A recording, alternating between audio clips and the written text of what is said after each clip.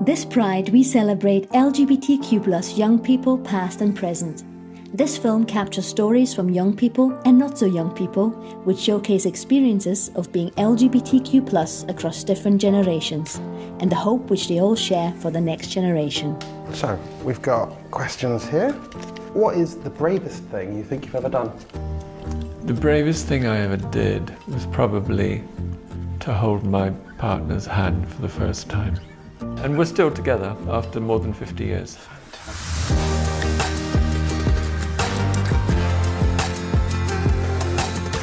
I've also been working on a piece of legislation over the past 18 months on ending conversion practices. That's something that I went through over a period of 17 years. All going well, that should be passed into law later on this year. Didn't really see myself as a lawmaker.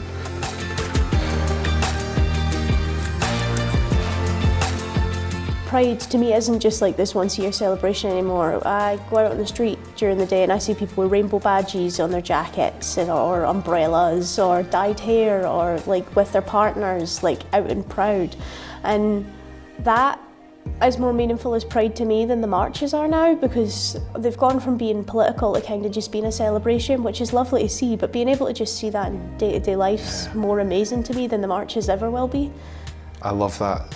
I feel so challenged by that actually, because you're so right. People are out there every single day doing it, and it shouldn't just be a one-time event or one date in the calendar.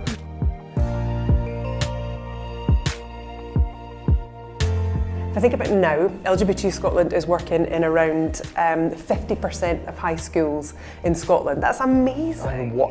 How much of a change is that? That's amazing, isn't it? I know, and sometimes I think about that and think about the difference from when I was at school compared to now. Mm-hmm. The youth groups, when I first joined LGBT Youth Scotland, many of which had to be in secret because we had to think about the safety of young people who were coming to the groups. And now we're very proud about the work that we do.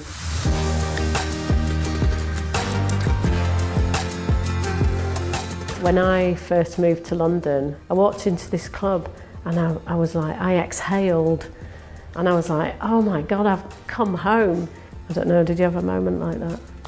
I think when I first went to like LGBT Youth Scotland, so it was me and my friend, we went in, I sat in the corner by myself, but at the same time, seeing other people who were like me, I ended up becoming friends with all of them. And as the night progressed, from sitting in the corner, kind of being a bit standoffish and skittish, I came into it and then became one of the elders of the group and like kind of started taking young people under my wing. And even to this day, I still hang about with the people who I met on day one at group.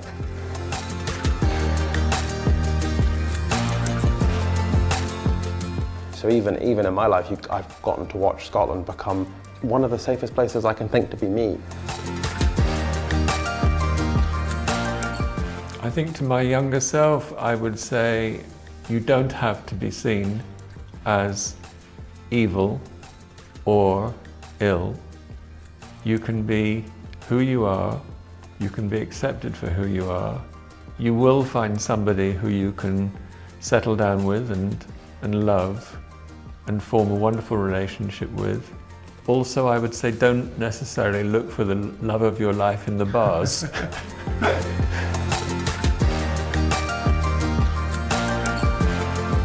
It makes me so happy just to exist and be okay and like be able to marry and be happy and just be myself, because people like yourself like paved the way for us. Well, you're paving the way for the next generation, aren't you? That's exciting.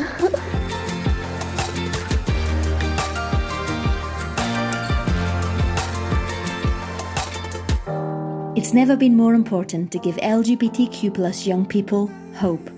Donate, and together we can build a truly inclusive Scotland that we can all be proud of.